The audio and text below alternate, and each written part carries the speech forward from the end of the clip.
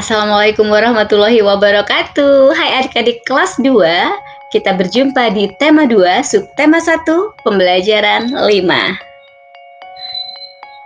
Masih bersama Kak Sasa di sini di channel Kukar Cerdas.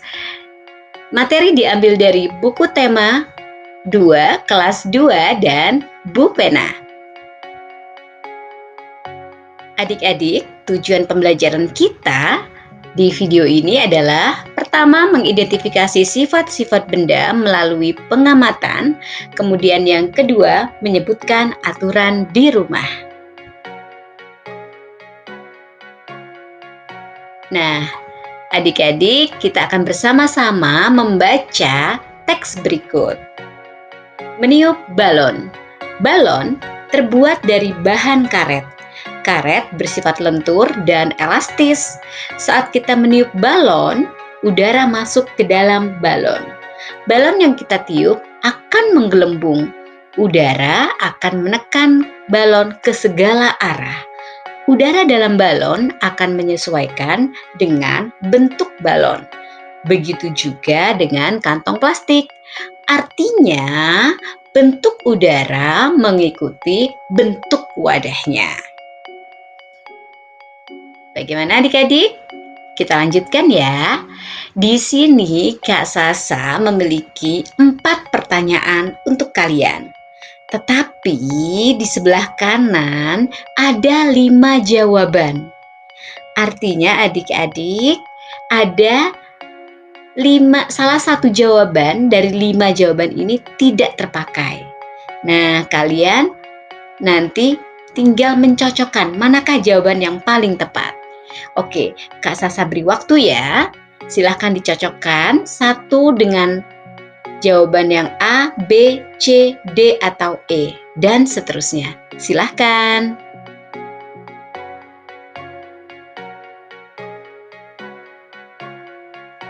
Iya, luar biasa. Kalau kalian masih belum selesai, kalian bisa menghentikan video ini sesaat, lalu klik play kembali ya adik-adik ya. Nah, setelah kalian jawab, coba kita cek apakah jawaban kalian sama dengan jawaban Kak Sasa? Oke, kita buka jawabannya. 1, 2, 3. Nah, bagaimana bentuk udara ketika ditiupkan ke balon? Jawabannya adalah B, bentuknya seperti balon. Kedua, bagaimana bentuk udara ketika ditiupkan ke kantong plastik? Jawabannya adalah E, bentuknya seperti plastik. Nomor 3, apakah sama bentuk udara ketika ditiupkan ke balon dan kantong plastik?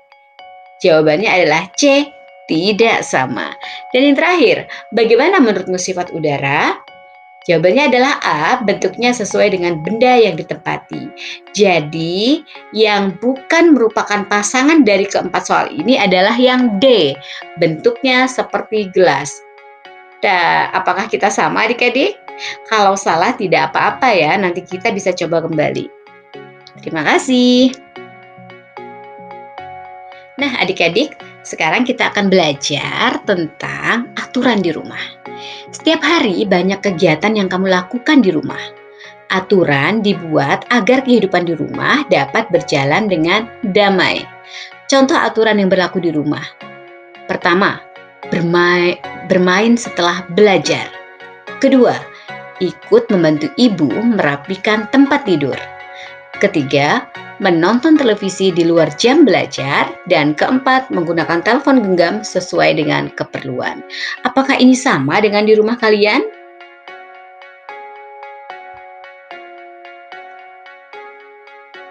Nah, adik-adik kita lanjutkan ya.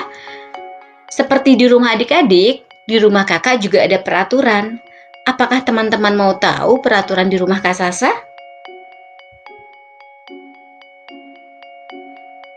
Nah, ini adalah aturan yang kakak terapkan di rumah kakak. Pertama, bangun pagi pukul 5. Kedua, setelah bangun merapikan tempat tidur. Ketiga, selalu minta izin bila bepergian. Keempat, dalam bermain tidak boleh lupa waktu. Kelima, setelah makan membersihkan meja dan mencuci piring. Keenam, sore hari membantu pekerjaan orang tua. Ketujuh, pukul 19 belajar dengan rajin. Dan kedelapan, pukul 21 atau pukul 9 malam harus tidur. Mengapa? Supaya besok pagi ketika kita beraktivitas seperti belajar dan lain sebagainya, kita tidak merasa mudah mengantuk atau lelah. Nah, adik-adik, berilah tanda centang pada kolom yang sesuai. Apakah ini perlu dilakukan atau tidak boleh dilakukan? 1. Menonton sampai larut malam. Perlu atau tidak boleh adik-adik? 2. Membantu ayah dan ibu. Ketiga, mengerjakan PR. Keempat, bermain dengan curang. Kelima, minta izin kepada orang tua bila akan bepergian. Kakak penasaran apakah jawaban kalian sama dengan kakak? Kita buka ya. 1, 2, 3. Nah, menonton sampai larut malam. Wah, tidak boleh dilakukan. Membantu ayah dan ibu. Perlu. Mengerjakan PR. Perlu. Bermain dengan curang. Tidak boleh dilakukan. Kemudian minta izin kepada orang tua bila akan bepergian. Perlu ya adik-adik ya. Jangan lupa, kita kalau kemana-mana harus meminta izin kepada orang tua. Karena kalau tidak minta izin, nanti ketika terjadi sesuatu orang tua kita tidak tahu. Wah, sedih sekali ya. Nah, nanti coba kalian tuliskan peraturan apa saja sih yang ada di rumah kalian pada kolom komentar ya.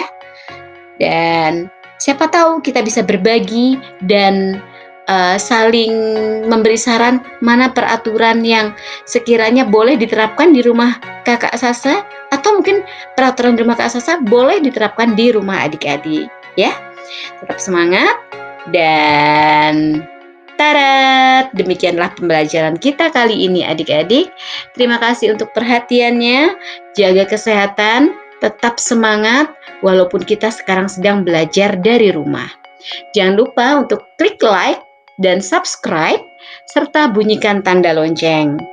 Sampai jumpa adik-adik. Wassalamualaikum warahmatullahi wabarakatuh.